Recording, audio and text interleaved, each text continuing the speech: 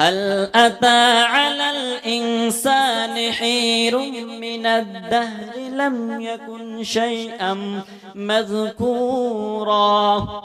ও আদম, তুমি কি একসময় কি উল্লেখযোগ্য কোন বস্তু ছিল নাকি? আমি বলি একসময় কি আপনি আমি কি উল্লেখযোগ্য কোন বস্তু ছিলাম? উল্লেখযোগ্য কোন বস্তু ছিলাম? আমি ছিলাম কেমন জানেননি? ব্যাঙ চেনেন? ব্যাঙের বাচ্চা চেনেন? কি বলে ওটাকে? ছাও নাকি বাচ্চা বলে আপনাদের জায়গায়?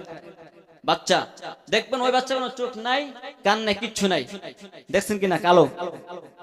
ওই বাচ্চা কোনো কি নাই, চোখ নাই, কান নাই, কিচ্ছু নাই। এই জন্য আল্লাহ রাব্বুল আলামিন বলেছেন হাল আতা আলাল ইনসানি হিরুম মিনাদ-দাহরি লাম ইয়াকুন শাইআম মাযকুরা। ও মানুষ, তুমি কি একসময় উল্লেখযোগ্য কোনো বস্তু ছিল না? এখন আমাদের আল্লাহ রাব্বুল আলামিন জীবন দিয়েছেন, হাত দিয়েছেন, পা দিয়েছেন, কিন্তু একটু ক্ষমতা পাওয়ার কারণে, দুনিয়াতে আসার কারণে, একটু শরীর সুস্থ হওয়ার কারণে আল্লাহ রাব্বুল আলামিনের কালামের বিরুদ্ধে কথা বলি, পাঁচ মাহফিলের বিরুদ্ধে কথা বলি, উলামায়ে কেরামের বিরুদ্ধে কথা বলি, কিন্তু আল্লাহ রাব্বুল বলেছেন হাল আতা আলাল ইনসানি হিরুম মিনাদ-দাহরি লাম ইয়াকুন শাইআম মাযকুরা।